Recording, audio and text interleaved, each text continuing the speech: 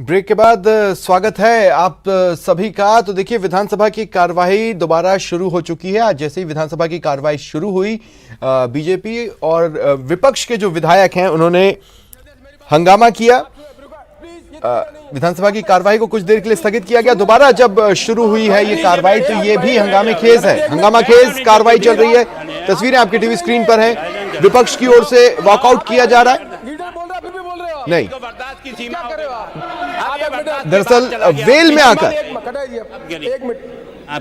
अपने आक्रोश का इजहार कर रहे हैं विधायक।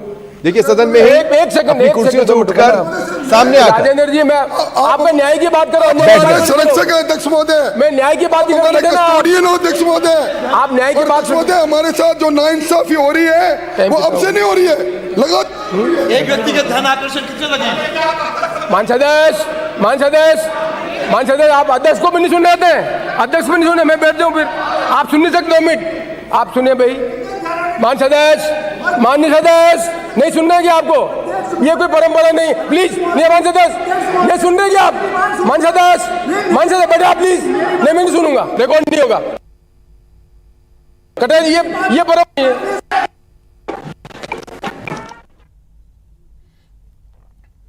देखिए, आज बहुत ज्यादा काम टेबल्ड नहीं है, लेकिन जितना भी समय अवेलेबल है उसका मैक्सिमम यूटिलाइजेशन करने का प्रयास पॉलिटिकली विपक्ष की ओर से किया जा रहा है। प्रदर्शन चल रहा है। नंबर 1 राजस्थान विनियोग संख्या 1 विधेयक 2022 राजस्थान। बीजेपी विधायक और अन्य जो विपक्ष के विधायक हैं, आरएलपी विधायक, नारेबाजी भी कर रहे हैं, आक्रोश भी जाहिर कर रहे हैं।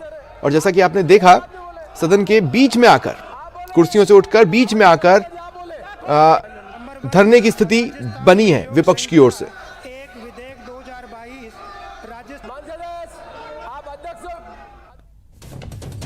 हालांकि विधानसभा अध्यक्ष डॉक्टर सीपी जोशी कोशिश कर रहे हैं विपक्ष के नेताओं से बातचीत की, उनकी मांगों को एकोमोडेट करने की, लेकिन फिलहाल सॉल्यूशन की ओर चीजें बढ़ती हुई नहीं दिख रही हैं।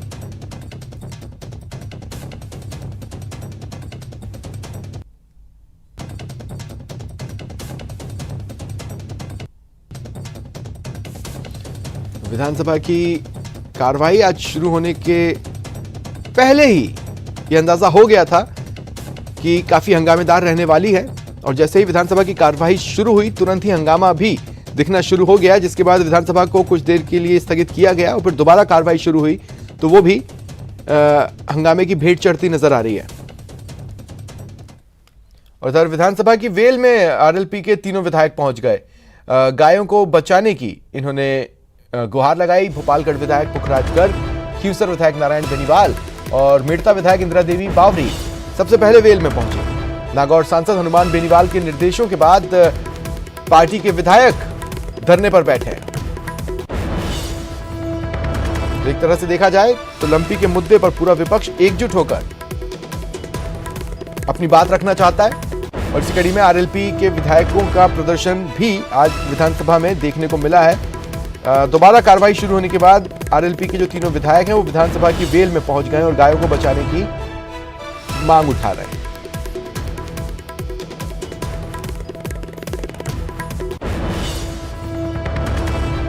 ज्यादा जानकारी के लिए बात करेंगे सहयोगी बाबूलाल धायल से। बाबूलाल, एक तरह से देखें तो सब अपनी अपनी रणनीतियों पर टिके जरूर हैं, लेकिन विपक्ष पूरी तरह से एकजुट नजर आ रहा है कुछ मुद्दों पर।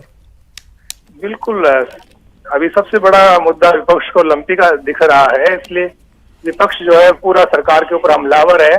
विपक्ष सदन की कार्रवाई एक बार फिर से शुरू हुई है इस वक्त, और इससे पहले विधानसभा की कार्रवाई स्थगित हुई और जो आरएलपी के विधायक हैं उन्होंने भी खासा हंगामा खड़ा किया।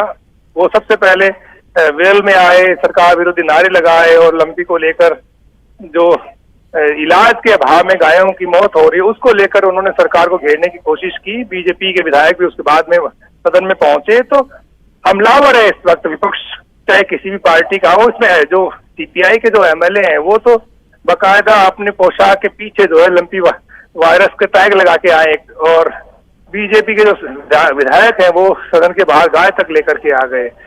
तो जो विपक्ष है उसको ये लगता है कि लंपी को लेकर राजस्थान की जनता खासी परेशान है, और इस वक्त जो है वो अगर आवाज उठाएंगे पशुपालकों की तो जनता उनके साथ जुड़ेगी, और अगले साल जब चुनाव होंगे और जब वो वोट मांगने के लिए जाएंगे, जब जनता उनसे सवाल करेगी तो वो ये कह पाएंगे कि जब गाय मर रही थी, लंपी कह ढा रही थी, उस वक्त हम लोग आपकी आवाज को न केवल सड़कों पर बल्कि सदन में भी उठा रहे थे। तो अपने आप को जनता के बीच में सही साबित करने के लिए समूचा विपक्ष इस वक्त सरकार के ऊपर हमलावर है, आक्रामक रुख अख्तियार कर रखा है, और ये अगले 3-4 दिन जब तक हाउस चलेगा तब तक यही रुख जो है विपक्ष का सदन के अंदर जारी रहने वाला है।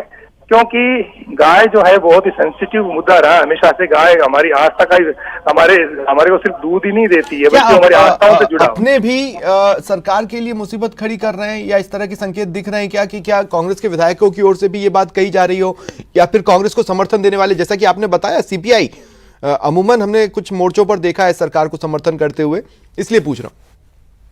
जी, ये वो विधायक हैं जो सरकार को संकट की घड़ी में साथ देते आए हैं। जैसे बलवान पूनिया है तो वो भी गायों को लेकर के और सरकार को घेरते नजर आए।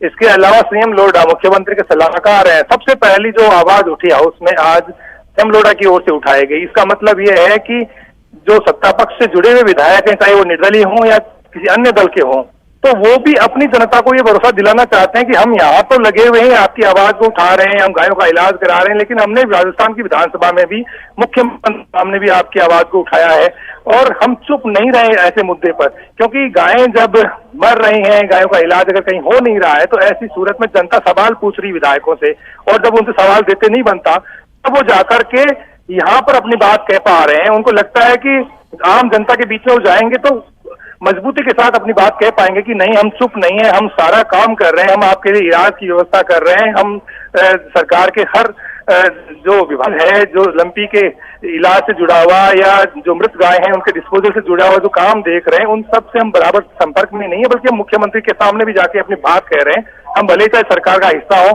तो इस वक्त जो है वो विपक्ष के साथ साथ जो सत्ता पक्ष के विधायक है वो भी विपक्ष के को साथ देते नजर आ रहे हैं कुछ तादाद में। तो एक तरह से सरकार के लिए ये जो वक्त है ये बहुत ही सोच समझ कर आगे कदम बढ़ाने का है। जो विधायक सरकार के कामकाज से संतुष्ट नहीं है और जो अपनी बात कहने के लिए एक तरह से विपक्ष का सहयोग कर रहे हैं, तो उनसे भी सरकार को बात करनी चाहिए कि आप अगर ऐसा बोलते हैं तो फिर आप विपक्ष का ही साथ देते हैं। तो ऐसे में सरकार जब अपने नुमाइंदों से, अपने साथियों से बात करेगी तब कहीं जाकर के बात बनेगी, नहीं तो अगले 3-4 दिन में और ज्यादा उठापटक यहाँ पर देखने को मिल सकती है। खिलाड़ी लाल बैरवा ने एक बहुत बड़ी बात आपसे कुछ ही देर पहले कही है, और उन्होंने यहाँ तक कहा है कि जिन विधायकों ने सरकार बचाई थी उनको साइडलाइन कर दिया गया है, वो हाशिए पर चले गए। तो ये जो सरकार के भीतर जो एक मनमुटाव का जो माहौल था वो फिर से नजर आ सकता है इस सत्र के दौरान भी।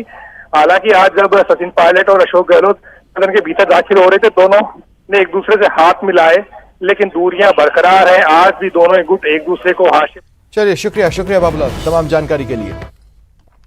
और देखिए, करौली से एक खबर आ रही है, रहस्यमयी खबर है, ध्यान से सुनिएगा। कहा जा रहा है कि यहाँ दुकानों पर मूर्तियां रखी मिलती हैं। दरअसल समझने की कोशिश की, 2 दिन से ये एक रहस्यमयी घटनाक्रम सामने आ रहा है। हर सुबह दर्जनों दुकानों के आगे प्रतिमाएं मिल रही हैं। ज्यादातर जो प्रतिमाएं हैं वो गणेश जी की हैं या लक्ष्मी माता की हैं। हालांकि इस पूरे घटनाक्रम से प्रशासन पूरी तरह से अनजान बना हुआ है। जो स्थानीय निवासी हैं, जो दुकानदार हैं, उनमें डर फैला हुआ है। देखिए, ये तस्वीर हम आपको दिखा रहे हैं। सुबह जब दुकान पर दुकानदार पहुंचते हैं तो उन्हें अपनी दुकान के बाहर ये प्रतिमाएं, ये मूर्तियां रखी मिलती हैं, कभी गणेश जी की, कभी लक्ष्मी जी की। और कई ऐसे केसेस सामने आ चुके हैं जिसके बाद लोग भयभीत हैं, डरे हुए हैं। क्या चक्कर है, कौन रख कर जा रहा है, क्या उसका मकसद है, ये तमाम बातें लोगों को परेशान कर रही हैं। वाली गली में कल तो कुरियल वाली गली में दुकानों पर मूर्ति रखी गई थी। आज पूरे सदर बाजार में दुकानों के बाहर मूर्ति रखे जा रहा है। और ये रात में कर रहा है कुछ। हर दुकान पे गणेश जी की प्रतिमा को रखा गया है। अब इससे क्या है कि लोगों में एक वैसा व्याप्त हो गया कि गणेश जी क्यों रखे गए हैं। ऐसा ही वाक्य क्या है, गली बूरे वाली गली है, इसमें भी कई जगह पर रखी गई हैं। कुरियल वाली गली है पीछे पंचायत मंदिर के बगल में, इसमें भी कई मूर्तियाँ रखी हैं। और कुछ लोगों ने जाकर के एक जगह संग्रह करके 9 मूर्तियों को 10 मूर्तियों को एक जगह रख दिया है। इससे क्या लोगों में आपस में भी एक मनमुटाव सा हो जाता है कि इसने गणेश जी उस पर रखे उस पर रखे। अजमेर से बड़ी खबर आपको बता रहे हैं, यहाँ एक विवाहिता का गला काट दिया गया। घर में घुसकर विवाहिता का गला काट दिया गया। अग्रसेन बिहार नगर क्षेत्र में घटनाक्रम सामने आया है। बताया जा रहा है कि दो पहचान के युवकों ने सास बहू पर हमला कर दिया। 24 वर्षीय बहू के गले पर इस दौरान वार किए गए। बहू को गंभीर हालत में अस्पताल में भर्ती कराया गया। उनकी हालत नाजुक है। जानकारी मिल रही है कि उन्हें ऑपरेट किया जा रहा है। फिलहाल पुलिस मामले की जांच में जुटी हुई है।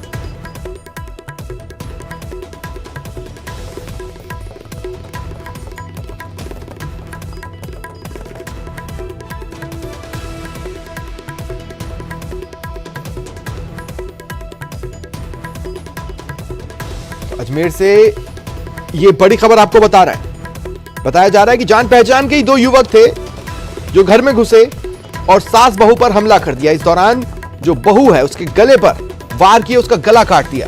बहू की हालत गंभीर है, नाजुक है। अस्पताल में एडमिट करवाया गया है। उन्हें ऑपरेट किया जा रहा है। फिलहाल पुलिस को इस संबंध में सूचना दे दी गई। पुलिस मामले की जांच में जुटी हुई है। तो एक बड़ा चैलेंज कानून व्यवस्था की ओर बदमाशों ने उछाला है। अजमेर से यह खबर आपको बता रहे हैं। घर में घुसकर एक विवाहिता का गला काट दिया गया। उसकी हालत बेहद नाजुक बनी हुई है। उन्हें ऑपरेट किया जा रहा है और पुलिस फिलहाल दोनों बदमाशों को, दोनों पहचान के युवकों को तलाश रही है।